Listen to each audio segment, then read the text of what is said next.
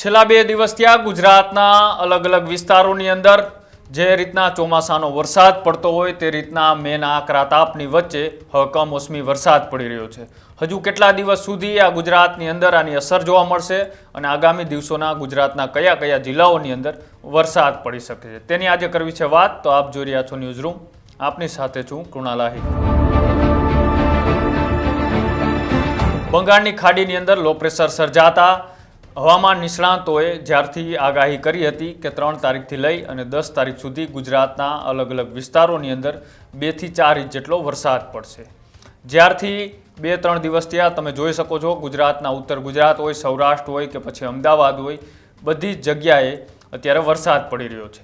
આ વરસાદ કમોસમી વરસાદ છે અને ખેડૂતોને ખૂબ મોટું નુકસાન થઈ શકે તેવો વરસાદ છે.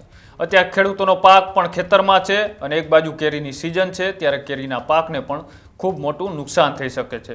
એટલે હજુ પણ આગામી દિવસોમાં વરસાદ પડી શકે છે. ગુજરાતના અલગ અલગ ભાગોની અંદર અત્યારે પણ વરસાદની શરૂઆત થઈ ગઈ છે અને આ કેટલા દિવસ સુધી અને ગુજરાતના કયા કયા જિલ્લાઓની અંદર હજી વરસાદ પડી શકે છે તેની આગાહી હવામાન નિષ્ણાત પરેશ ગોસ્વામીએ કરી છે. પરેશ ગોસ્વામીએ શું કહ્યું આગાહીને લઈ એ તમે એકવાર સાંભળો.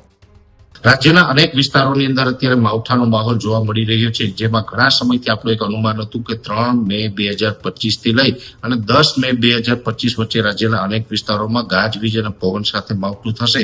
એ મુજબ અત્યારે માવઠાનો માહોલ ચાલી રહ્યો છે, જેમાં ખાસ કરીને પાકિસ્તાન ઉપર જે સાયક્લોનિક સર્ક્યુલેશન બની રહ્યું હતું એ સાયક્લોનિક સર્ક્યુલેશન અત્યારે મજબૂત થઈ અને ગુજરાત ઉપર આવી ચૂક્યું છે. અત્યારે ગુજરાતના મિડ લેવલ ઉપર એટલે કે 700 HPA લેવલે બગડું સર્ક્યુલેશન સર્જાય ચૂક્યું છે અને જેને કારણે જોવા જઈએ તો છેલ્લા 3 દિવસની અંદર રાજ્યના અનેક વિસ્તારોની અંદર માવઠાના વરસાદો પડ્યા છે, અમુક જગ્યાએ કરા પણ પડ્યા છે.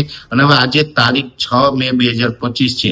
આજથી લઈને 3 દિવસ સુધી રાજ્યના અનેક વિસ્તારોની અંદર ભારે માવઠું થાય તેવી શક્યતાઓ છે, જેમાં 6, 7 અને 8 મે આ 3 દિવસ સુધી રાજ્યના અનેક વિસ્તારોની અંદર 2 થી લઈ અને 4 ઇંચ સુધીના વરસાદો પડશે. અમુક વિસ્તાર એવા પણ હશે કે ત્યાં અતિ થંડરસ્ટોર્મ એક્ટિવિટી થાય, જ્યાં અતિ ગાજવીજનું પ્રમાણ જોવા મળે, ત્યાં 4 ઇંચ કરતા પણ વરસાદ વધારે પડી શકે છે.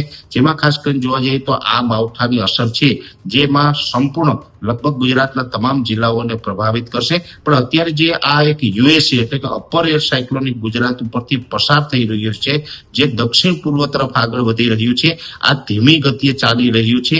એટલે હજુ પણ આપણે 3 દિવસ વધારે વરસાદ પડશે, જેમાં 6, 7 અને 8 તારીખ અને 9 અને 10 તારીખે સામાન્ય ઝાપટા પડશે અને 10 તારીખથી આપણે આ અસ્થિરતામાંથી મુક્ત થશું. પણ ખાસ કરીને જોવા જઈએ તો જેમાં સૌથી વધારે તીવ્રતા જોવા મળશે 6, 7 અને 8 તારીખ દરમિયાન જોવા મળશે અને એમાં પણ સૌરાષ્ટ્ર, કચ્છ અને ઉત્તર ગુજરાતની અંદર હજુ પણ આજથી 3 દિવસ સુધી ભારે વરસાદ પડે તેવી શક્યતાઓ છે, જેમાં ઉત્તર ગુજરાતના વાવ, થરાદ, બનાસકાંઠા, સાબરકાંઠા, પાટણ અને મહેસાણા જિલ્લો, એ સાથે કચ્છના જે ગાંધીધામ, ભુજ, ભચાઉ અને રાપર તાલુકાની અંદર આની તીવ્રતા વધારે જોવા મળશે.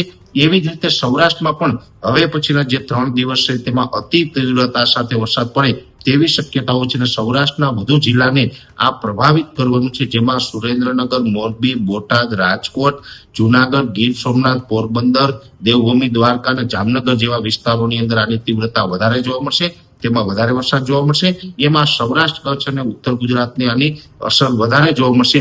બીજા વિસ્તારોની અંદર પણ હળવા ભારે વરસાદો છે એ ચાલુ રહેશે, જેમાં મધ્ય ગુજરાતના ભાગો હોય, અમદાવાદ, ગાંધીનગર, આણંદ, નડિયાદ જેવા વિસ્તારો હોય, અથવા તો દાહોદ, ગોધરા અને છોટાઉદેપુર હોય કે દક્ષિણ ગુજરાતના તમામ ભાગો હોય, ઓલ ઓવર ગુજરાતની અંદર આમ તો આ માવઠાની અસર જોવા મળશે.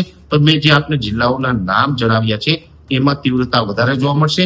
આજે 6 મે 2025 ના રોજ આ જે યુએસસી છે, અપર એર સાયક્લોનિક છે, અત્યારે ગુજરાતના મિડ લેવલ ઉપર આવી ચૂક્યું છે અને ગુજરાત ઉપરથી પસાર થઈ રહ્યું છે, પણ ખૂબ ધીમી ગતિએ પસાર થઈ રહ્યું છે, જેથી કરીને આની અસર છે આપણે 10 મે 2000 સુધી કન્ટિન્યુ જોવા મળશે. ખાસ કરીને જે વિસ્તારોમાં આ વરસાદો પડશે ત્યાં ગાજવીજ અને પવનનું પ્રમાણ છે થોડુંક વધારે જોવા મળશે.